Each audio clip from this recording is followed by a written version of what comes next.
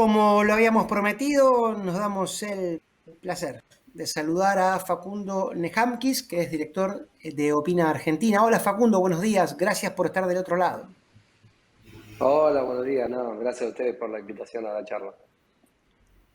Y el que está siempre del otro lado, más que del otro lado a lado, es nuestro compañero Walter Brown, jefe de redacción del Cronista. Walter, ¿cómo va? Muy bien, Diego, como vos lo decís, lado a lado, en estos días en los cuales estamos tan atentos a lo que está pasando en nuestro país, a lo que está pasando también en el exterior, con el presidente de gira en Europa, y a lo que vendrá dentro de 14 días, ¿no? El gran paso por las urnas una vez más para la Argentina, para definir lo que será el futuro del Congreso.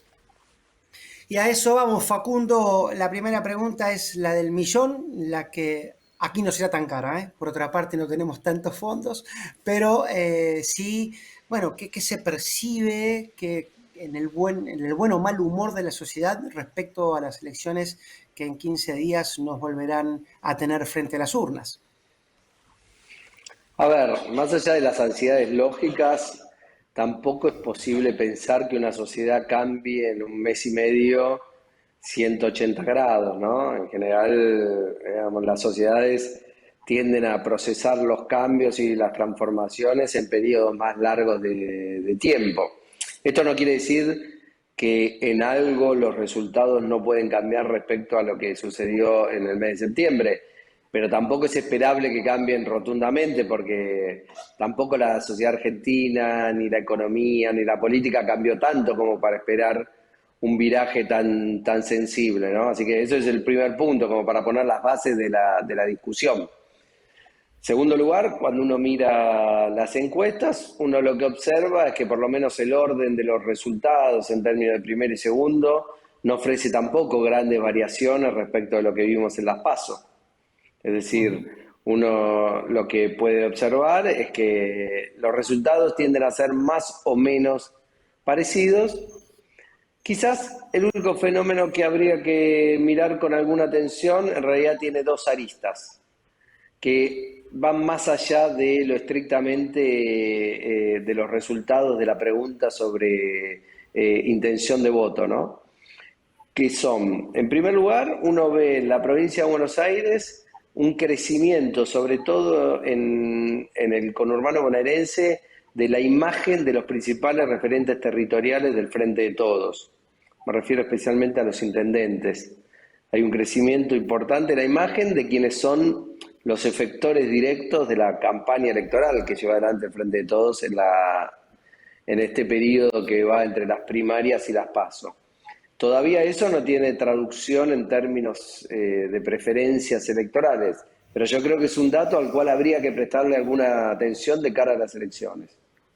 Y por el otro lado, uno nota que después de los conflictos iniciales que tuvieron lugar públicamente al interior del Frente de Todos y de la coalición de gobierno, con mucha tensión, hay un cierto ordenamiento del discurso, no de la gestión, del discurso del Frente de Todos de cara a la elección general, que básicamente se sostiene, a nuestro entender, en tres pilares. Por un lado, un discurso de mucha hincapié en la pelea con los empresarios por el tema aumento de precios. Es decir, la inflación tiene un responsable directo que son los empresarios. Entonces ahí hay un discurso claro para ofrecerle al votante del Frente de Todos respecto de cómo se combate a la inflación, que es una demanda claramente de la campaña electoral.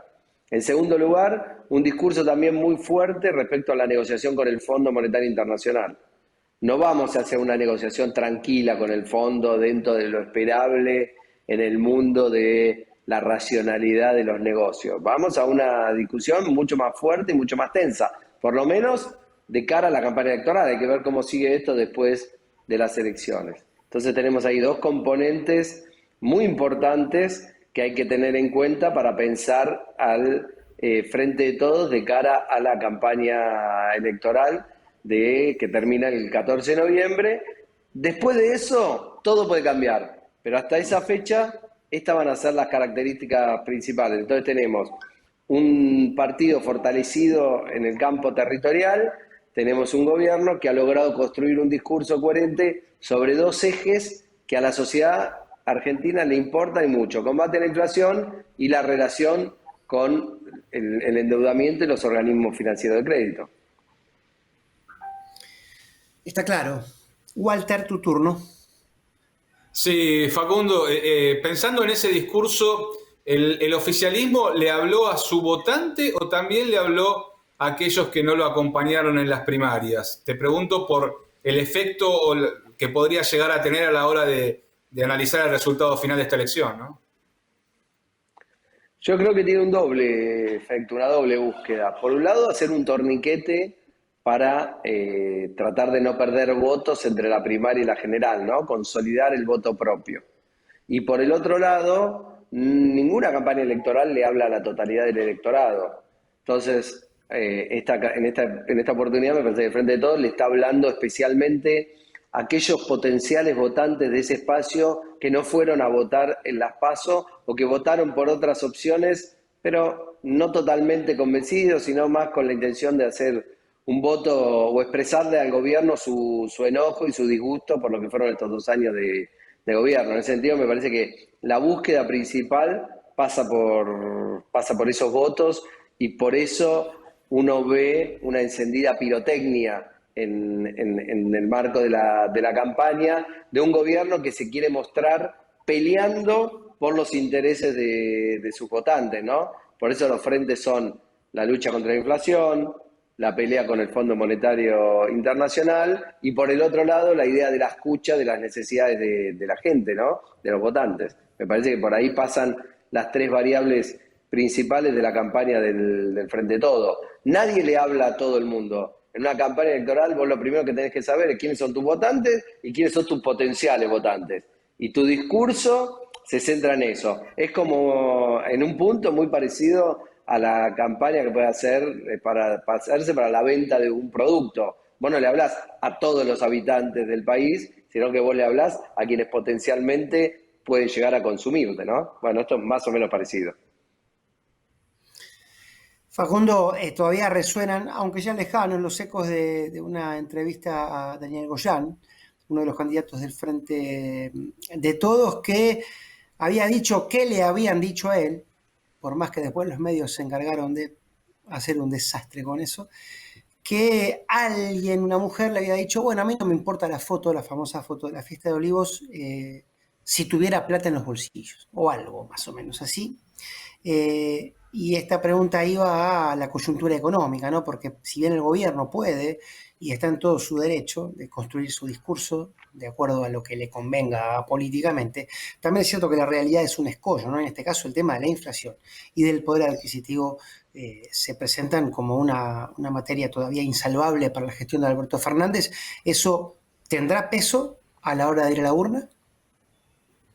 Bueno, eso es lo que más peso tuvo en el resultado de las PASO, ¿no? Sin duda, cuando uno analiza las variables que dieron lugar al resultado que vimos en las primarias y al fuerte voto castigo que hubo una parte de la sociedad con el gobierno o de aquellos votantes que no fueron a la elección o que no concurrieron al comicio, sin duda, pero sin duda, porque es lo que expresan como mayor preocupación en todos los estudios, en todas las encuestas, el principal problema es la inflación. Lo que pasa es que, bueno, vos lo sabés muy bien, ustedes lo saben muy bien, el problema de la inflación es un problema que la Argentina arrastra, primero, casi te diría estructuralmente, pero en términos de ciclo político, uno podría decir casi desde el año 2006-2007, desde que la Argentina salió de la crisis del 2001 y empezó una etapa de crecimiento a partir del aumento de los precios de los commodities. Después de 3 años, 4 años, ese modelo se agotó y empezó a generar inflación. Y eso no paró nunca más. Nunca más paró. No lo pudo resolver ninguno de los 2 gobiernos de Cristina, ni el primero ni el segundo, no lo pudo resolver Mauricio Macri, y tampoco lo está pudiendo resolver hasta el momento Alberto Fernández. Entonces, eso es el principal problema que la sociedad le demanda al gobierno que le resuelva. Así que, claro, es muy difícil pensar que ese problema que no se resuelve hace 15 años vaya a resolverse entre una elección primaria y una elección general. Pero también es cierto, y esto hay que sí señalarlo, que en términos de preferencias electorales, a nuestro entender, muchas de estas se conjugan no por la situación presente, sino también por las expectativas de futuro. Entonces, me parece que el gobierno lo que intenta transmitir con este discurso es la idea de un gobierno que, si bien no logra aún resolver el problema, sí al menos se está ocupando del problema activamente, que es algo que no se veía con claridad, e insisto, yo acá no hago juicio de valor, si se ocupaba o no se ocupaba, simplemente cómo lo veía la opinión pública, no se ocupaba con claridad de esa dimensión de la problemática económica y social previo a las elecciones primarias, cuando creía que su vínculo con la ciudadanía era otro y que incluso podía llegar hasta ganar la elección en Provincia de Buenos Aires. Walter. Sí, Facundo, ¿cómo crees que va a quedar la imagen del presidente después de esta elección, teniendo en cuenta, bueno, todo lo que ocurrió después de las primarias, esas declaraciones de alguna diputada llamándolo o tildándolo de ocupa del lugar en el que estaba en la presidencia, hoy en fotos con nuevos funcionarios, con aquellos que controlan los precios? ¿Cómo pensás que esa relación interna del poder va a quedar, sobre todo de cara hacia la sociedad? Y después del 14 de noviembre, nos quedan 2 años por lo menos por delante de este gobierno, ¿no? No, muy buena tu pregunta, Walter, porque para mí por ahí pasa el meollo hoy de la política argentina, por lo menos pensando en los próximos 2 años. No porque el peronismo sea lo único importante y relevante, sino porque es el partido o la fuerza política que está gobernando. Entonces, sin duda, cómo se salda el problema del liderazgo hacia el interior del Frente de Todos es un tema crucial para que el gobierno pueda definir un rumbo. Es lógico, y esto sucede en todas partes del mundo, que cuando hay un gobierno de coalición, sea un presidencialismo de coalición como el que tenemos nosotros, o un gobierno parlamentario de coalición como sucede en los regímenes europeos, hay fuerzas políticas que pesan más que otros, hay líderes que pesan más que otros. Lo que no puede suceder es que un gobierno no pueda saldar internamente esa discusión y definir un rumbo. Entonces, según lo que nosotros esperamos, es muy posible que después de las elecciones, del proceso electoral que tiene un desenlace el 14 de noviembre, es posible que sucedan 3 cosas. O que se salde el problema del liderazgo a favor de Cristina Kirchner y sea ella la ordenadora del sistema político, de ese macro sistema político que es el Frente de Todos, y que ella defina el rumbo del gobierno, que es una posibilidad. La otra es que el presidente Alberto Fernández, apoyado por el peronismo federal o más territorial de los intendentes y los gobernadores, logre imponer su criterio de un peronismo más conservador, menos disruptivo, menos radicalizado, y el kirchnerismo, por una cuestión de necesidad, se ordene con ese peronismo y ellos sean los que definen el rumbo del gobierno. O la tercera posibilidad, que sigamos navegando estas aguas turbulentas sin que se salde la cuestión del liderazgo y por lo tanto transmitiendo altos niveles de incertidumbre, tanto para los actores económicos como para la sociedad en su conjunto. Esta última es la peor de las combinaciones, porque peor que un mal rumbo es no tener un rumbo. Entonces hay que estar muy expectante para ver qué es lo que sucede después del 14 de noviembre hacia el interior de la coalición gobernante. En ese sentido, tu pregunta es, ¿cómo queda la imagen del presidente? Bueno, creo que va a tener que ver mucho con cómo se desenlace la resolución sobre el liderazgo del Frente de Todos. Ahí vamos a ver cómo queda la imagen del presidente en relación a la sociedad, ¿no? Facundo, en respecto a esto y a la buena pregunta que hizo Walter, el gobierno apuesta a que la negociación con el Fondo Monetario termine de darle, si es que arroja resultados positivos, ese gesto de liderazgo y de conductor de la crisis, acaso recuperando la épica con la cual Alberto Fernández se había presentado en el electorado en 2019 diciendo, bueno, yo solucioné con Néstor la otra vez, bueno, ahora lo soluciono. Está claro que esto no va a ocurrir antes de las elecciones, pero esto sí le daría, digamos, al presidente esa capacidad de liderar, o pensás que no sería definitivo? Bueno, si el presidente logra imponerle un rumbo a la gestión de gobierno, dentro de ese rumbo aparece un acuerdo con el fondo, que el gobierno se lo logra explicar a la sociedad y a sus votantes también, como un triunfo del gobierno en términos de que hubo una negociación y que en esa negociación el gobierno obtuvo condiciones favorables para la Argentina.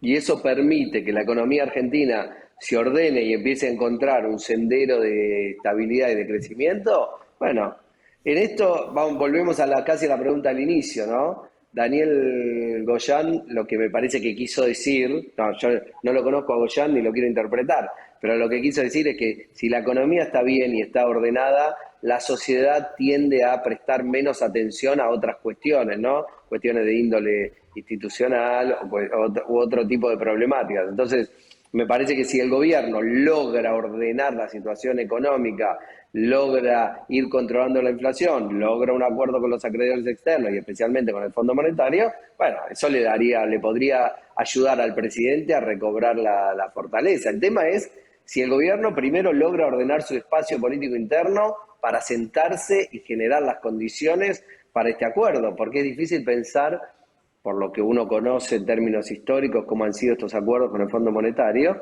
es difícil pensar que se dé este tipo de acuerdos sin ningún tipo de condicionalidad. Entonces la pregunta es, ¿cómo el gobierno va a negociar con el fondo? ¿Cómo va a aceptar estas condicionalidades? ¿Cómo las va a vender hacia el interior de su propio espacio político? ¿Cómo las va a vender a la sociedad? ¿Y qué impacto van a tener sobre la economía? Porque la pregunta es, ¿ese acuerdo con el fondo va a permitir una recuperación en el corto plazo o es una recuperación en el mediano o largo plazo que en realidad sus frutos lo van a disfrutar el gobierno que venga después del de Alberto Fernández? Bueno, son todas incógnitas que no tienen respuesta hasta el momento, porque primero hay dos pasos previos.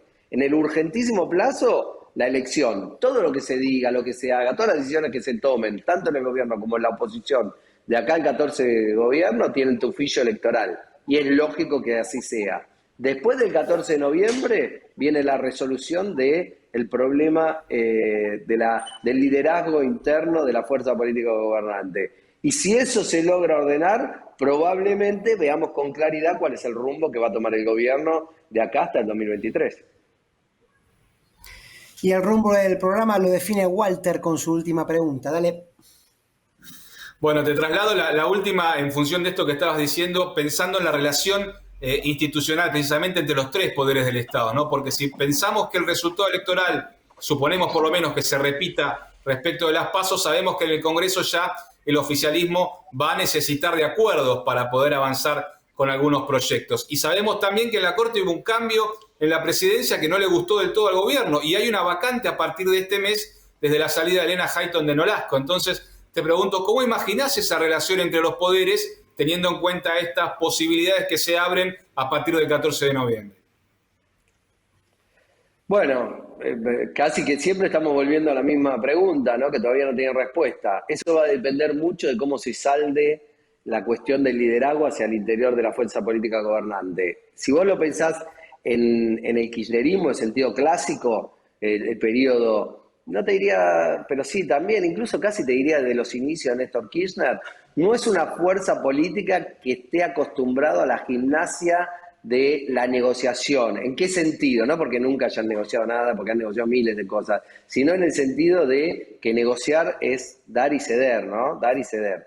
En ese sentido es una gimnasia que le cuesta mucho. Entonces, la pregunta es, si después del 14 de noviembre lo que tenemos es una fuerza política gobernante que en algún punto se pone más dura, se radicaliza, se pone más combativa, por decirlo de alguna manera, bueno, le va a costar mucho más construir una agenda de consenso con la oposición, y si no tiene mayoría, tal como muchas encuestas presagian en la Cámara de Senadores y en Cámara de Diputados, le va a costar mucho el tratamiento de las leyes y tratar de imponer una agenda legislativa productiva, por decirlo de alguna manera.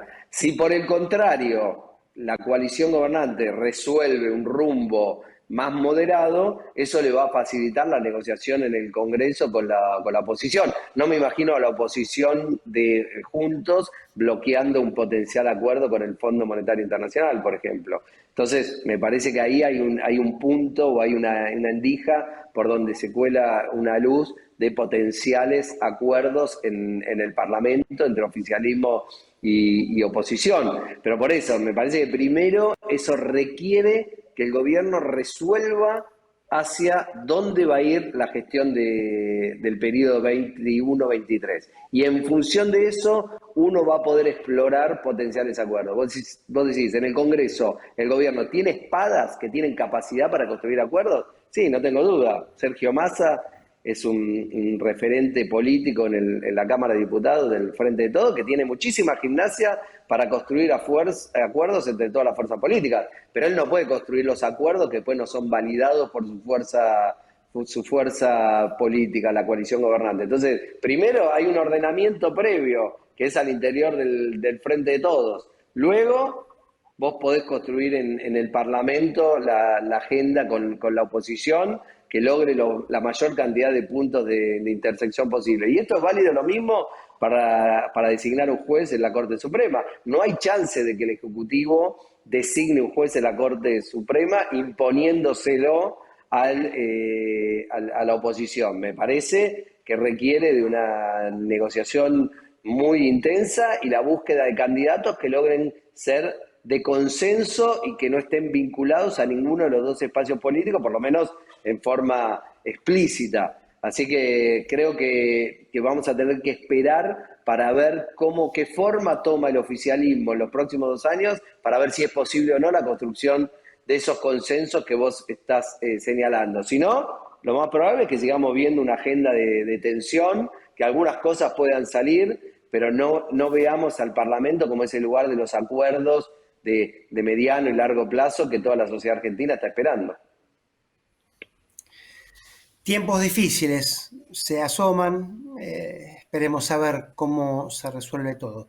Gracias, Facundo, por este contacto. No, a ustedes, un saludo. Y gracias, Walter, a vos también, como cada semana. Nos vemos la semana que viene. Lo mismo con ustedes, que han seguido hasta aquí este programa.